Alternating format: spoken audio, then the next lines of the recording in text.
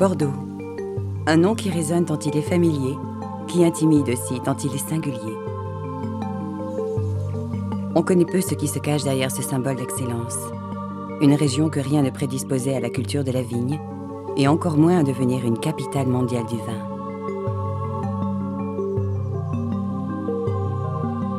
Avant de vous embarquer pour un voyage dans l'espace et dans le temps, un survol qui va vous révéler la diversité du vignoble, penchons-nous sur les grandes lignes de son passé.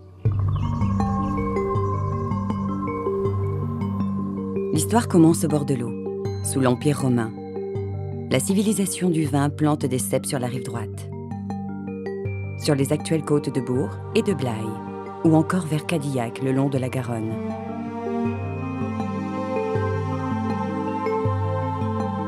Les invasions barbares ralentissent ce déploiement. Au Moyen-Âge, la vigne est développée par les religieux dans la région de Saint-Émilion et dans l'Entre-deux-Mers. Au XIIe siècle, Henri Plantagenet et Aliénor d'Aquitaine, alors unis, accèdent au trône d'Angleterre. Le commerce du vin s'accélère. Le vignoble s'étale aux portes de Bordeaux, dans ses faubourgs et dans les paroisses dites de Graves, au nord de la future appellation de Pessac-Léognan. Au XIVe, on exporte déjà plus de 80 000 tonneaux par an. Le XVIIe siècle marque un tournant. Des commerçants flamands et hollandais s'installent dans le faubourg des Chartrons. Avec eux, de nouvelles voies d'exportation s'ouvrent pour les vins de la région, les liquoreux du Sauternay en particulier. Au XVIIIe, les regards se tournent vers le Médoc. Des châteaux de contes de fées sortent de terre. Le classement de 1855 leur offrira une belle renommée. Les grands Bordeaux sont nés.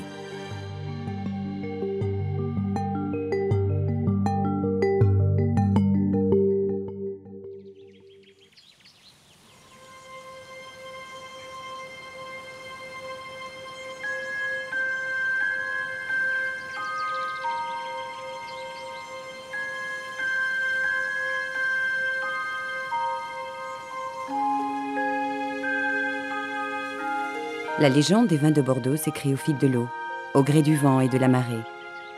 La rive droite est notre point de départ. Nous sommes dans le Blayais.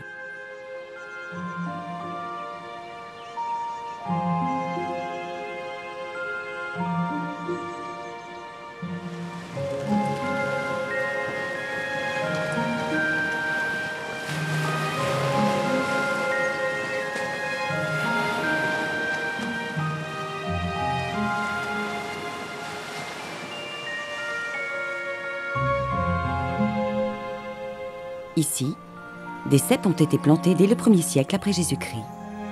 Le climat est humide, comparé au climat méditerranéen. Les agronomes romains notent qu'on cultive ici un cépage particulier, la Biturica, adapté à ces conditions. Déjà, les Bordelais s'adaptent. Face à la Gironde, la Villa Plassac et les ruines de cette côte témoignent du passé antique du vignoble. Quelques kilomètres plus loin, les vignes font le lien entre les époques. Chaque période a connu ses gloires et ses blessures.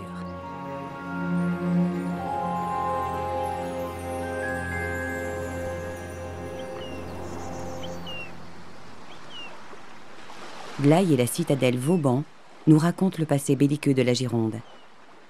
Le roi Soleil avait demandé à son architecte d'édifier un dispositif protecteur des assauts étrangers.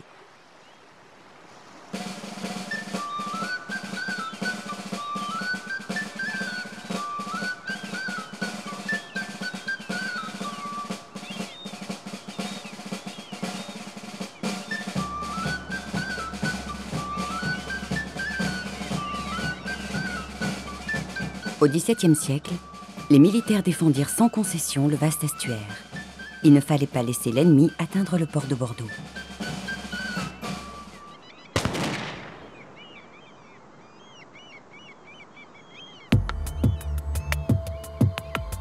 La portée de l'artillerie n'étant pas suffisante pour couvrir toute la zone à protéger, l'ingénieur architecte a complété son verrou défensif avec le fort Médoc et le fort Patay. Ces vestiges militaires font aujourd'hui partie du patrimoine, un autre visage du paysage.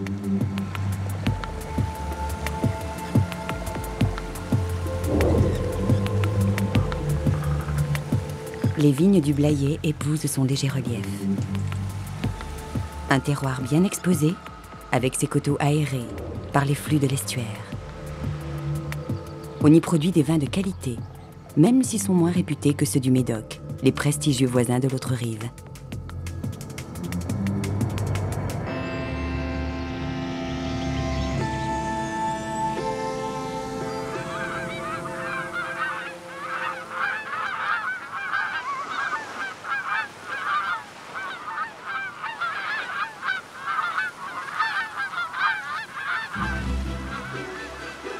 Poursuivons notre voyage. Sur notre route, l'estuaire se scinde en deux. La Garonne sur la droite, qui mène vers Bordeaux, la Dordogne sur la gauche, nous invite à la remontée vers Saint-Émilion.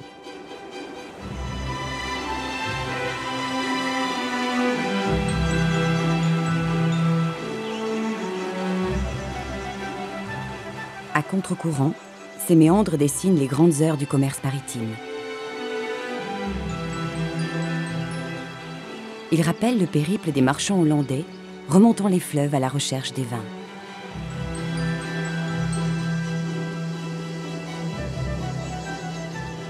Laissons parler le paysage.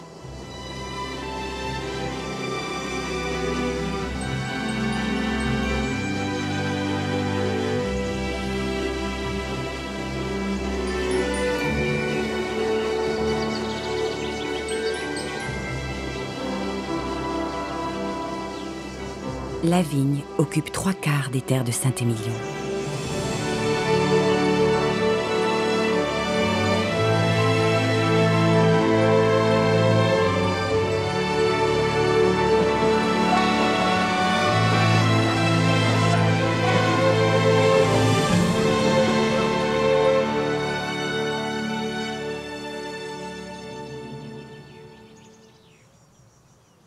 Au château de Prayssac, on célèbre la bataille de Castillon.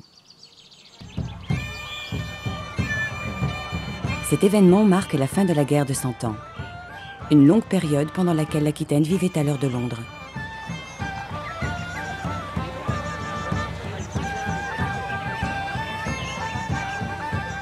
La fin d'un conflit initié par les Plantagenets et les Valois entre les royaumes d'Angleterre et de France.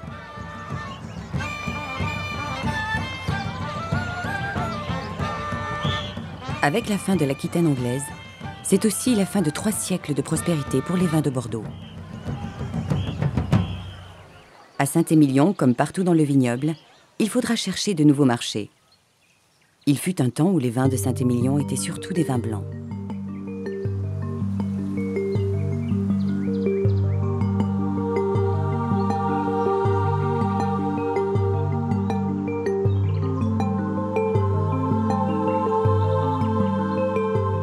Aujourd'hui, le merlot est ici en son royaume. Le cépage s'épanouit sur ses courbes verdoyantes.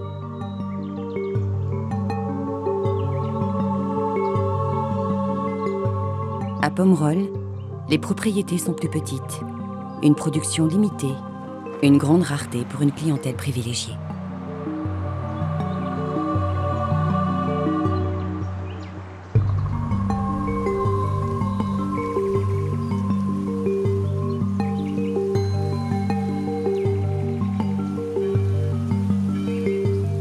À Saint-Émilion, on cultive la fierté de son terroir et de son village. La plus belle cité médiévale de Gironde, dont l'église fut creusée à Même-la-Roche au 8e siècle. Plus tard, au 11e siècle, des moines bénédictins développèrent la culture antique de la vigne. Ne vous méprenez pas, ce qui est à voir est en dessous, sous terre, invisible de là où nous sommes. 100 km de galeries qui abritent le vin, comme un trésor.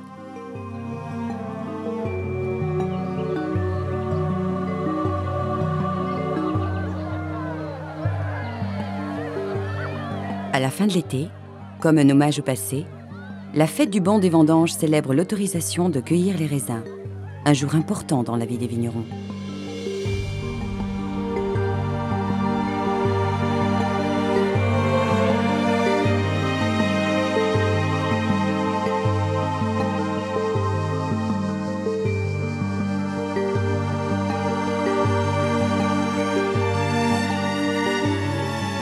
Le plateau calcaire se détache au cœur des vignobles.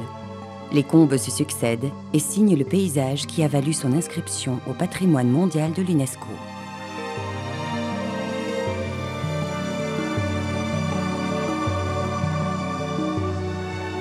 Ici, même les pierres sont douces. Elles caressent la vigne de leurs attentions, la réchauffent quand il fait froid, captent les eaux de pluie et les lui redonnent par temps sec.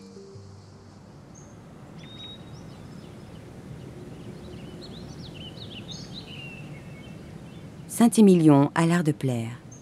Ses paysages ronds et bons comme son vin ne laissent pas indifférent.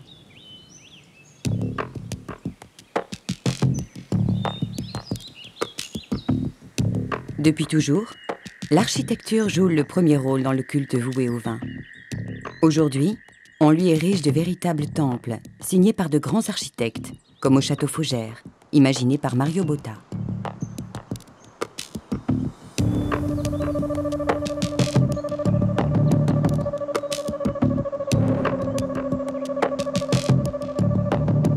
Au château Cheval Blanc, accolé à la bâtisse du XVIIIe siècle, une œuvre contemporaine de Christian de Porzampar abrite des chais modernes, adaptés aux méthodes de vinification actuelles.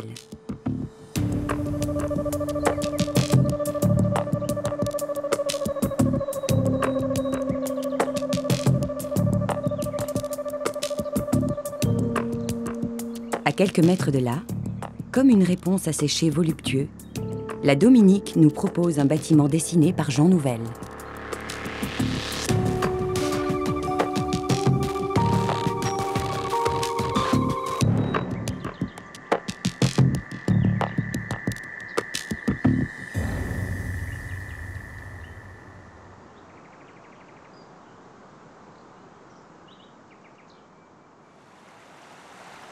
Il est temps de reprendre notre route. La région détient encore de nombreux trésors qui, vus du ciel, nous livreront leurs secrets.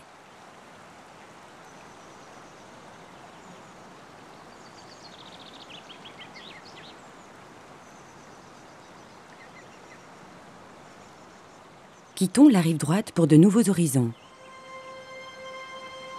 Entre la Dordogne et la Garonne, c'est l'entre-deux-mer. Certains disent qu'il y flotte un doux air de Toscane. Connu pour son vin blanc sec, ce vignoble produit aussi des vins doux et des rouges sous les appellations Bordeaux et Bordeaux supérieur.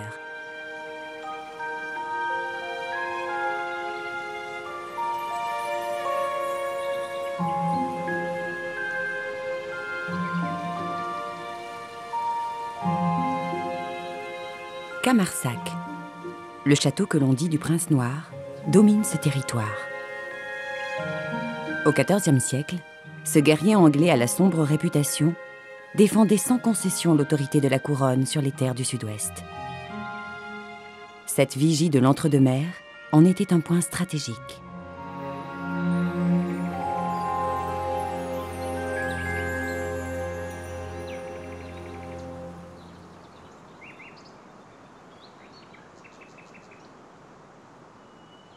Et en 2013, les propriétaires y ont apposé des chais futuristes qui tutoient désormais le passé.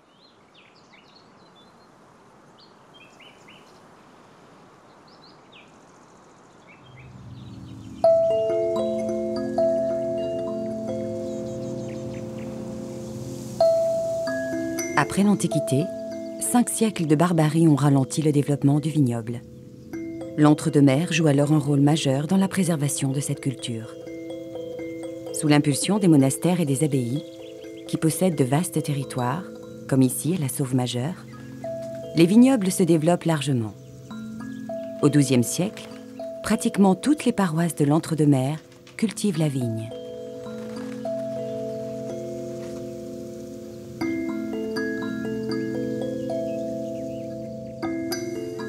En poursuivant notre route, nous découvrons Sauveterre de Guyenne, qui affiche son héritage médiéval. Une place carrée, des rues tracées à l'équerre, parfaitement dimensionnées pour la circulation des charrettes et du bétail. Édouard Ier, roi d'Angleterre, a décidé de créer cette bastide pour protéger ses sujets des pillards qui sévissent à l'époque dans la région.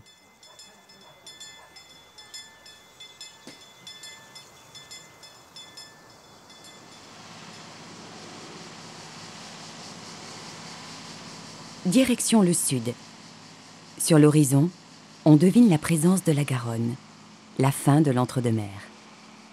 Avant de passer sur l'autre rive, la beauté du vignoble cher à l'écrivain François Mauriac nous retient encore quelques instants. Une lumière particulière qui a inspiré le prix Nobel de littérature lors des soirées d'été passées en famille au château Malagar.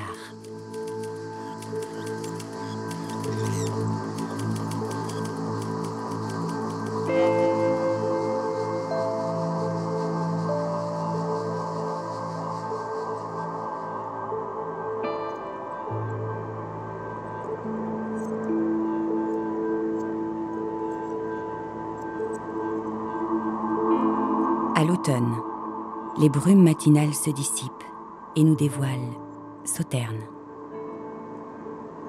La rencontre des eaux froides du Ciron et des eaux plus chaudes de la Garonne crée un climat singulier, idéal pour les vins liquoreux.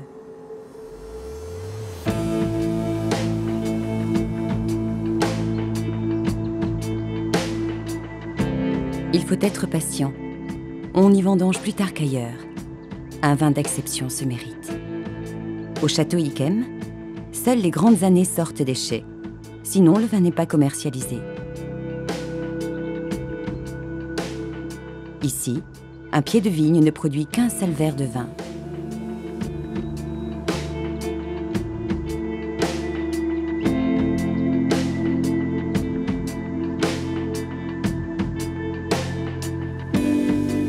En remontant vers le nord, nous prenons la direction de la ville de Bordeaux.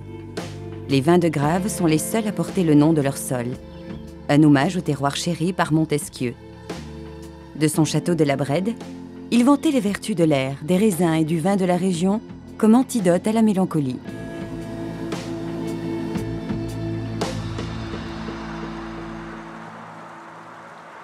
Au nord des Graves, à Pessac-Léognan, les propriétés moins nombreuses attirent l'œil.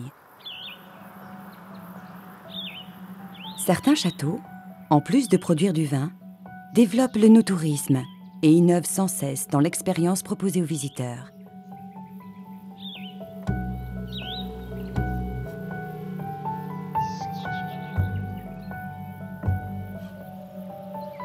Dans la densité urbaine, quelques taches vertes font de la résistance. Dès le Moyen Âge, on a planté aux abords de la ville.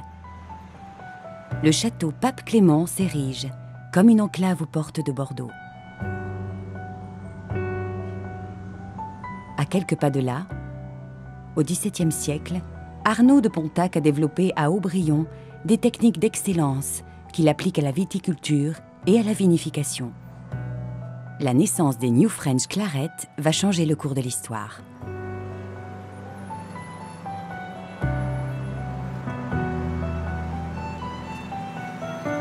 Bordeaux.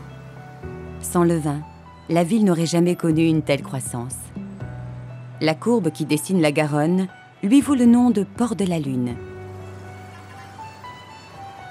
Pendant des siècles, des bateaux sont venus s'amarrer pour y charger des tonneaux.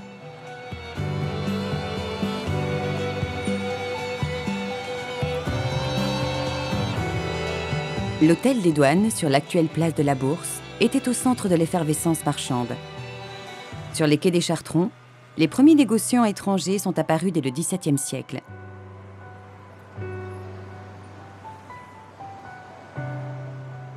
Aujourd'hui, au nord de la ville, un nouvel édifice vient rendre hommage à cette culture.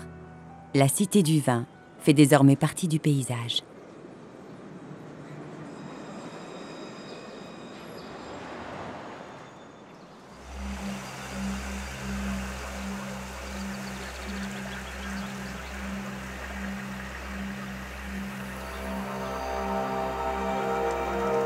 Nous survolons maintenant la route départementale numéro 2, en direction du nord.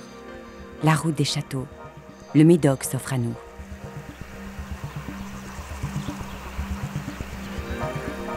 Au Moyen Âge, alors que le Bordelais se couvrait de vignes, le Médoc était encore une terre sauvage et marécageuse.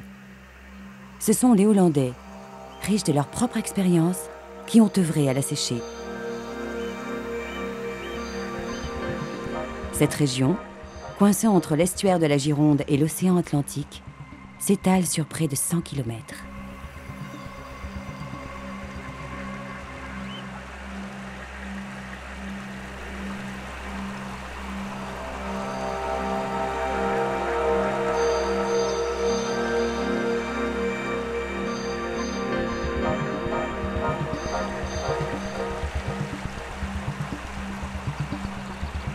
Ces terres, riches en alluvions, argiles, sables et graves déposés au fil des millénaires, ont été découpées par l'érosion en une série de buttes graveleuses qui constituent ce terroir d'exception.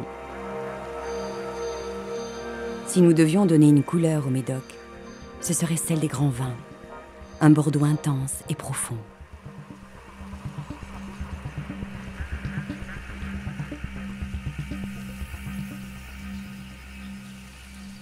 Notre route traverse des appellations aux noms évocateurs: Margaux, Moulis, Listrac, Saint-Julien, Pauillac, Saint-Estèphe.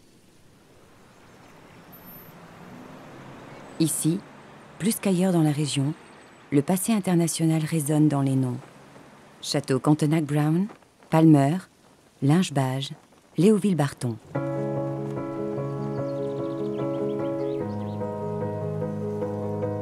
Au XIXe siècle, il y souffle une envie forte de bâtir. Il faut créer des bâtiments agricoles plus fonctionnels et transformer les maisons des propriétaires en véritables châteaux.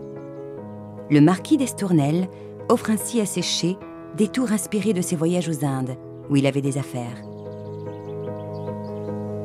À chaque propriété son style, et dans ce registre, il n'y avait pas de limite. Aujourd'hui, le Médoc est un patchwork dessiné par les désirs des châtelains. Néoclassique, néo-renaissance, néo-gothique ou même néo-paladien, comme le château Margaux, qui porte fièrement ses colonnes d'inspiration vénitienne. Une affirmation des propriétaires et de la renommée de ses vins. En 1855, à l'occasion de l'Exposition universelle de Paris, Napoléon III demanda un classement des vins de Bordeaux.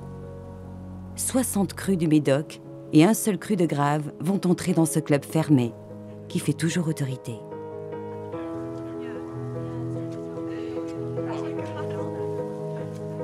Dans les vignes du château Laffitte-Rothschild, l'homme et la nature cohabitent parfaitement. Il la chérit toute l'année et en échange, elle lui offre de beaux fruits qu'il faut maintenant abriter.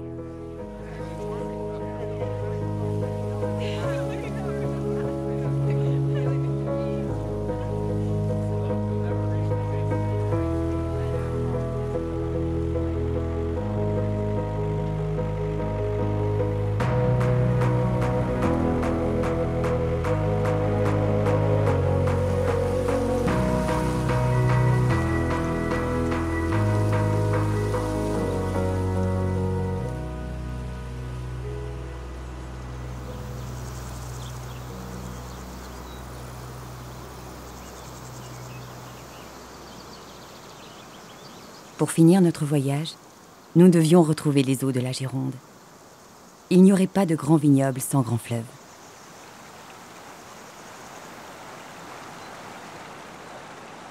Pendant des siècles, chaque voyage en bateau relevait de l'aventure.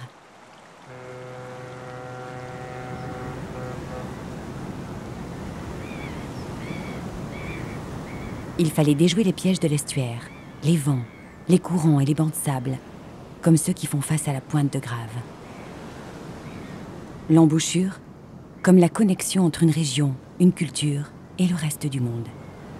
Chaque arrivée, chaque départ était un événement dont il ne reste aujourd'hui qu'un seul témoin, une vigie sans pareille, l'empereur des phares, Cordouan.